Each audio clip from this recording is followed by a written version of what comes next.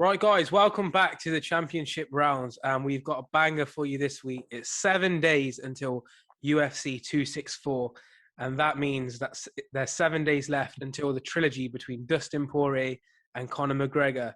So we thought we'd bring you our preview show to kind of let you know what our predictions are for the fight, how we see each of them winning, and what their possible flaws could be for the fight. I'm excited for this one. As you can tell, Sam's very excited for this one. So let's just get right into it.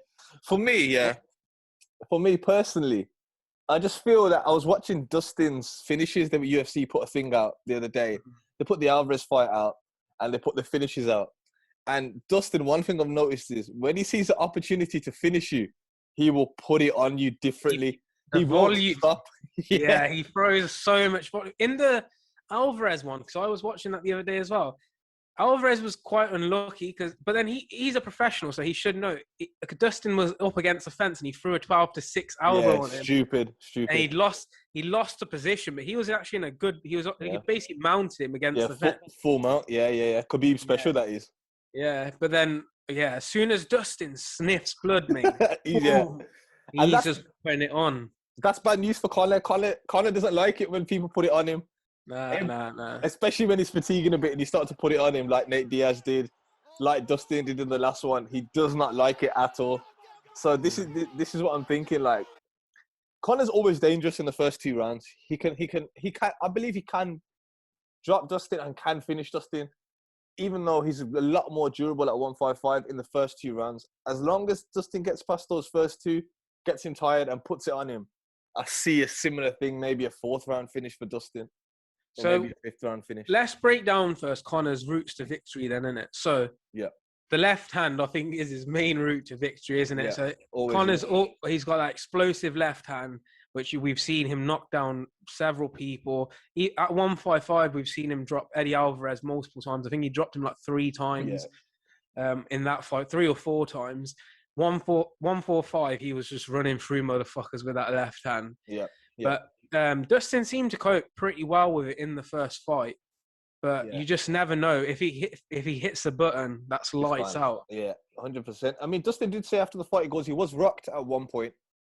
He sort of was rocked once, but he was okay the rest of the time too. It was all right, but everyone's saying karate Conor's back. He's gonna switch the stance of in and out, leg wheel kicks, and an interesting thing Dustin said was he's expecting Conor to throw calf kicks at him in his interview. Yeah, I saw. So you were talking about the Brett Okamoto interviewing it. Yeah, he said that. But this is the excitement about the trilogy. You don't know. You can't predict what is literally going to happen. Like, you don't know what Conor's going to come out like. And Dustin, obviously, the calf kicks worked last time. Is he going to go for it again? Is he going to include even more wrestling this time? Because he saw that he could take Conor down. And then Conor got straight back up as well at the same time. I think for Conor as well, I think another route to victory is in the clinch, man. I think in the clinch last time, Dustin's a big 155er, but Conor was turning him in the clinch. And you saw Conor when he throws those like shoulder strikes, because he's got so much flexibility in his shoulders, he throws his whole shoulder into it. Dustin was trying to do the same, but it wasn't having the same effect. Yeah. I think Conor, I don't know whether it was Conor was a bit fortunate that he was on the side of his coaches and they were kind of guiding him through. We're talking about the hand control and stuff. Yeah. But I think he managed the clinch very well. Yeah. So I think that and you got to remember, in the clinch, that's going to drain Dustin as well. Is not only draining Conor. So I think the 2 main routes to victory is going to be for Conor, his left hand. And I think if he can put in some good work in the clinch, I think he can have a lot of success with that as well. Yeah. But do you agree, though, he has to finish Dustin within the first 2 or he's in trouble? Yeah, because his cardio is dog shit. Yeah, that's the thing. I say his cardio is dog shit. He's a professional athlete, but we've seen Dustin swim out to those deep, dark waters. Yeah. A lot of times we've seen it in the Gaethje fight. We've seen it in the Dan Hooker fight. Like, he's willing to go there. Yeah. With Conor, we've seen when an opponent's not getting put away, like with Nate Diaz, he can't handle that adversity. Even with the Floyd Mayweather fight, I know it's a completely different sport, but in those later rounds, Conor was completely out of steam. And then that's when that volume striking of Dustin's a real problem. Yeah, there's nothing to suggest that I've seen that Conor actually has that cardio that he can go the whole 5 and be comfortable. I mean, the Nate Diaz 2, he had a second wind in the 4th round, then 5th round he was back down again. But I don't think you can have any down moments with Dustin. He's just going to jump on you and just try and put you away. I feel like you have to keep a good pace with him the whole time. And I don't know if you can do that. Yeah, and I think as well, a lot of people are talking about, karate stance Conor. Karate stance Conor's he's got so much movement, so much muscle. Yeah. He can't do that for 5 rounds. It's impossible. How he fought in the last fight was probably his best chance of lasting 5 rounds. Because he didn't have that bouncing on his feet movement. He wasn't overexerting. But yeah, I don't think he can. If it goes into later rounds, I think the majority of people are saying that it's Dustin. So we'll move on to Dustin's route to victory. You've just named one there. I think it's just purely outlasting Conor. Yeah, volume striking. Yeah, I think that's another big one for Dustin. Dustin might not have that power to drop people with one shot, but as soon as he knows that you're hurt, and you show him that you're hurt, he throws the kitchen sink. Everything. And you've seen it in the Dan Hooker fight as well. Like that fight is just mental because he was taking volume strikes, but then he was also then retaliating with volume strikes as well. That was an absolute war. And I don't think Conor. If Conor's smart, he doesn't want to sit in the pocket and trade volume with Dustin. No. It's not a smart idea.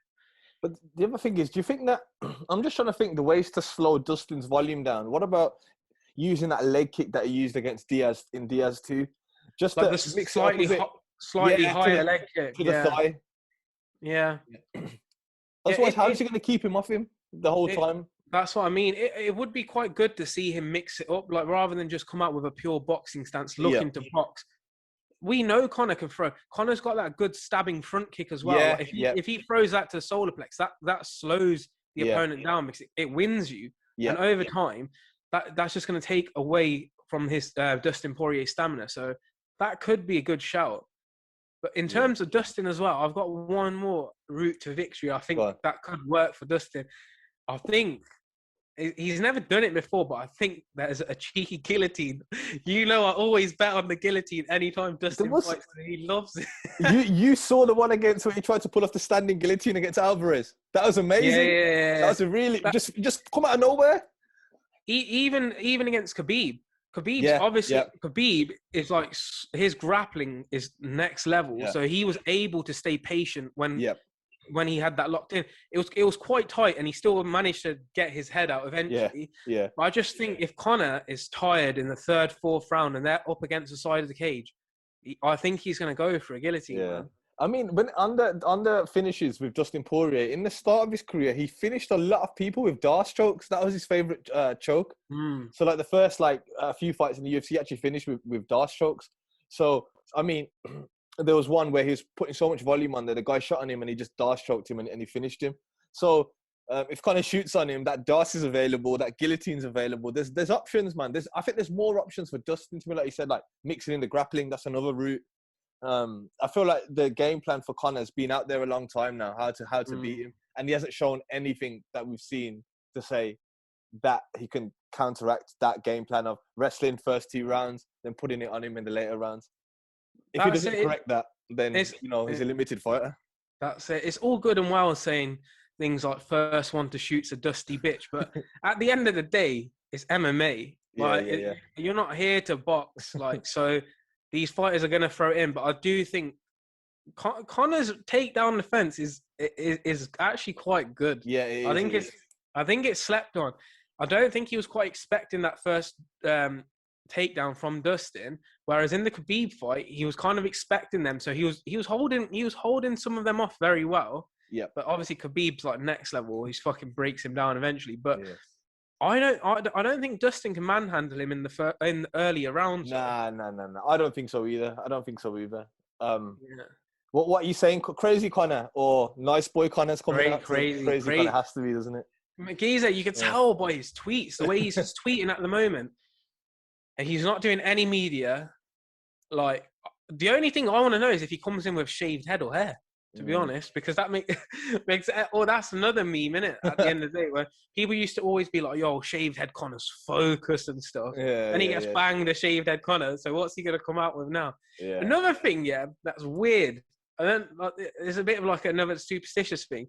In his fight, you're lagging next level. What the fuck? No, I'm not. Am I? It's calm on my end. You were. It's blessed now. Oh. In his last fight against Dustin, he didn't come out to Sinead O'Connor. Who did he come out to? I don't know. I was watching it on Fight Pass. Yeah, I didn't notice that. He come out to some next song, but he didn't come out. He didn't have the standard Sinead O'Connor, then switch to Biggie. Yeah, he always loses when he doesn't when he tries to change up the tune. Do you remember he tried El Chapo as well against Nate in the first one? Yeah.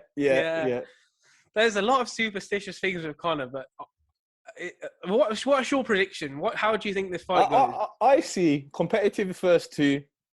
I feel like Conor might get the better of him in the first two rounds. I honestly think just Dustin's too durable at 155. The guy's a big guy. He was talking about going up to 170.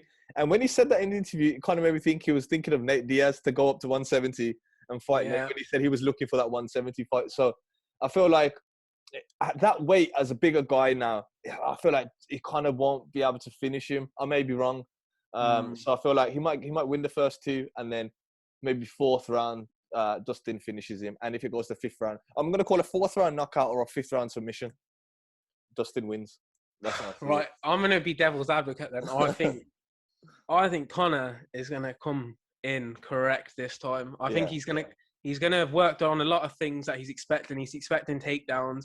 I think he's obviously going to work on checking those leg kicks, which I don't think Dustin's going to throw as much. I think he might throw a couple, and then I think as soon as they start getting checked, he'll kind of abandon it.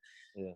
I see Conor going with a lot more kicks in this fight. Yeah. I think because he kind of can fight really well at range and he's quite explosive. Do you remember at the I say at the start, the fight was only like 40 fucking seconds against Cowboy, he threw the head kick. Yeah. I think Conor throws a lot more kicks. I don't think he comes out karate stance, Conor. I don't think this I think people are like just blowing that up to be something that it's not. But I think Conor does mix up a lot with the kicks this fight, and I think it might be a kick that wobbles Dustin, and he's going to jump on that.